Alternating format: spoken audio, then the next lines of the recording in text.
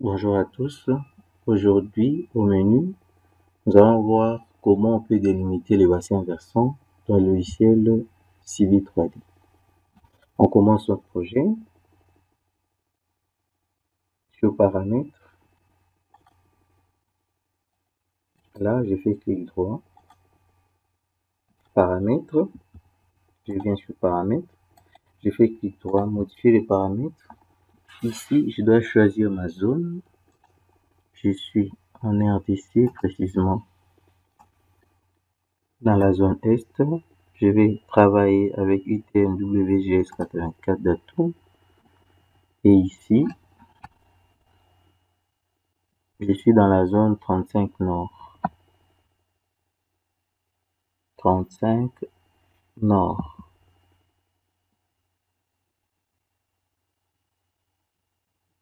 OK.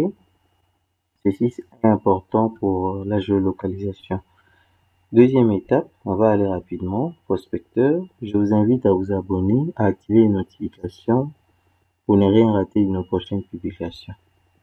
Sur Prospecteur, je vais créer une surface, carrément là. Je crée une surface. Et là, je vais générer directement les courbes des niveaux. 1 à 5 mètres. OK. La surface est créée. Maintenant, je vais chercher le point pour définir la surface. Je viens sur définition. Et là, je descends. Je prends fichier de point. Clic droit, ajouter. Là, je vais chercher mes points. Mes fichiers de points, c'est au format X, Y, Z, séparateur, virgule. Je cherche mon fichier de points, c'est celui-là, X, Y, Z coordonnées. C'est bon, vous voyez, abscisse ordonnée et l'altitude du point. Clique sur OK. À présent, je vais faire apparaître ça ici. Je vais seulement zoomer. Voici ma surface qui est générée. Pour faire l'analyse du bassin versant, on va dans le menu analyse directement. Ici, vous voyez, il y a goutte d'eau. Ça me permet de connaître le parcours d'une goutte d'eau dans une surface, dans le trajectoire. OK. Cette trajectoire-là, je peux dire par exemple ici que la trajectoire qui va parcourir la goutte d'eau. Je clique là. Ça me signale que sa trajectoire est là-bas. Donc ça commence là et ça descend. Ici alors, là, vous voyez, là, et la trajectoire ici, ça va venir de l'autre côté. La trajectoire, ici c'est la crête, carrément. Voici la trajectoire, le point bas plutôt. Et là, j'ai cette trajectoire-là du parcours. De l'autre côté, on voit. À présent, on va configurer ça. Qu'est-ce que je vais faire? Je vais sur Paramètres. Je descends. Je vois surface qui est là. Je déroule. Style des surfaces. Je déroule. Je cherche. Je vais prendre bassin versant. Là, je fais clic droit, modifier. Clic droit, modifier. OK. Ici, je viens sur bassin versant. Surface. Vous voyez là, je n'ai rien. Je vais prendre un format. Je peux prendre ID, c'est-à-dire l'identité, les numéros qu'il va accorder à chaque bassin, un sous-bassin, le type et la surface. Concernant le type, nous avons trois types. Il y a le bassin versant, en tenant compte de la délimitation. Nous avons les cuvettes ainsi que les drainages. Les cuvettes, c'est normalement le point, certains points hauts. Et nos drainages, c'est le point bas. En d'autres termes, l'exutoire de tous nos bassins.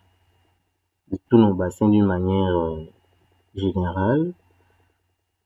Même pas tout pratiquement, la majorité de bassins, c'est un point bas.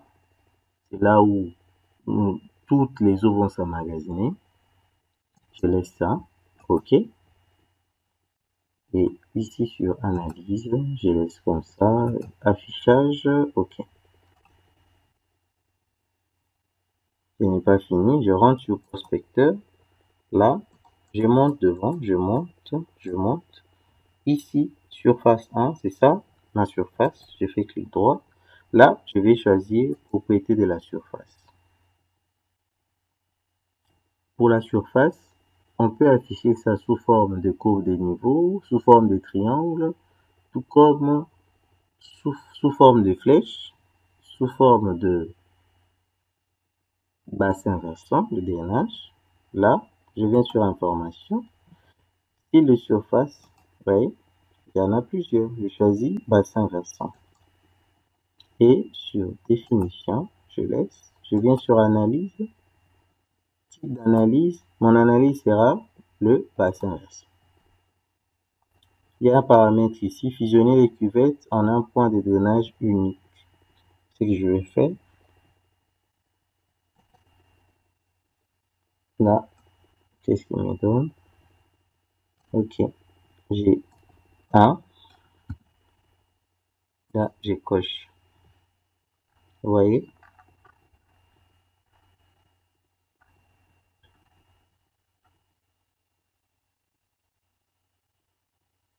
OK. Là, il a mis à jour. Donc, on va fusionner les cuvettes. Effectivement. On fusionne les cuvettes pour n'en avoir qu'un seul. À présent, je vais cliquer sur appliquer et OK. Le fait de faire ça, je n'ai qu'une seule cuvette. Cuvette est là.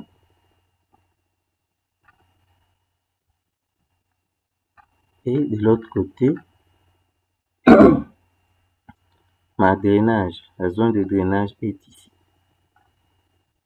Et tout ça, ce sont des bassins, sous-bassin versant, le bassin, ainsi de suite. OK. À présent,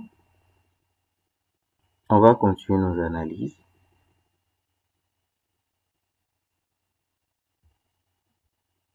Nous allons grouper certains sous-bassins versants. Je suis toujours sur prospecteur, je descends. Là, je vais prendre, il y a le site qui est là. Ensuite, il y a bassin versant. Je fais clic droit, créer un groupe de bassin versant. Je fais OK.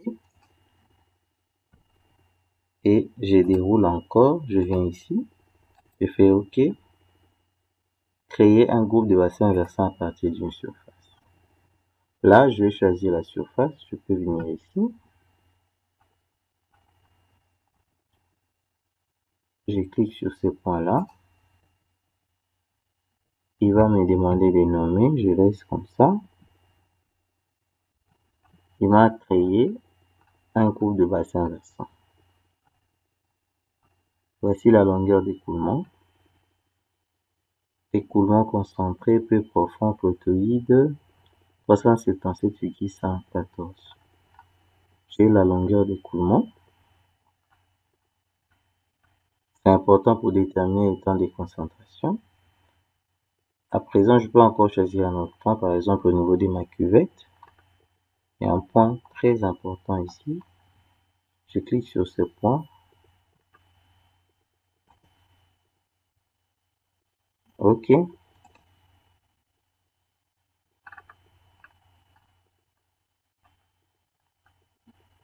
Ce n'est pas fini. Je peux encore en créer d'autres. Ici, ça sera ensemble là. Je peux considérer ça comme une décharge.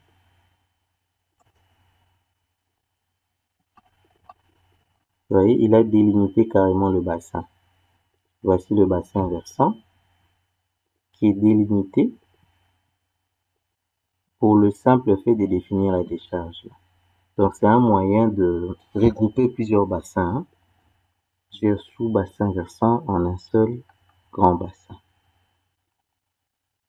Je peux encore chercher d'autres. Il suffit de zoomer. Zoomer. Il y a un point que je peux considérer comme une décharge ici, par exemple. S'il ne prend pas, c'est que c'est pas un point bas. Donc, rassurez-vous. Je viens là.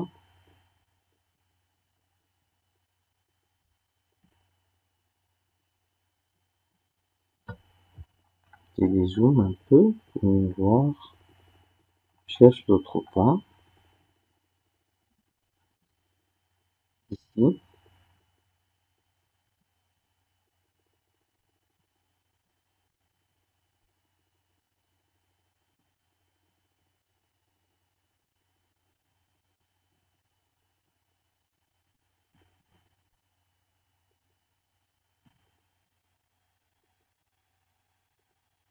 Ok. Voici un autre bassin versant qui est là, ainsi que ma longueur d'écoulement qui est déjà déterminée. C'est beaucoup plus pratique. À présent, on va continuer. Maintenant, nous allons afficher la légende pour connaître directement tout ce qui est comme superficie de nos différents bassins versants. Je sélectionne le tout. Là, je viens sur insérer une légende. Je vais insérer une légende de bassin versant. Dynamique, oui. Je vais cliquer ça où? Je vais insérer ça ici. Maintenant, je zoome. Je zoome, je zoome, je zoome. Qu'est-ce que je trouve? J'ai les différents bassins. Vous voyez ici, s'évacue dans tous ces sous-bassins ici s'évacuent au niveau du réseau des drainages. Et voici les types de segments qui délimitent mon réseau des drainages, ainsi que la surface qui est là au mètre carré. Ok, c'est très important. À présent, on va encore connaître d'autres caractéristiques du bassin versant. Prenons par exemple, là, je me dois de sélectionner, je me dois de sélectionner par exemple ces bassins ici. Sélectionner, je viens sur propriété du bassin versant, modifier les propriétés. Vous voyez, j'ai l'air, la superficie, le point de décharge, les coordonnées du point de décharge, coefficient de ruissellement, par défaut on met 0,5, et j'ai le ruissellement, les temps écoulement concentré peu profond, l'écoulement dans les caniveaux. Vous voyez ici, j'ai le temps de concentration. Temps de concentration 0,608 heures. Et la longueur de l'écoulement est de 1 mètre 1844,18 mètres. Donc, c'est vraiment intéressant. Là, je peux sélectionner n'importe quel bassin versant, il va me donner ses caractéristiques.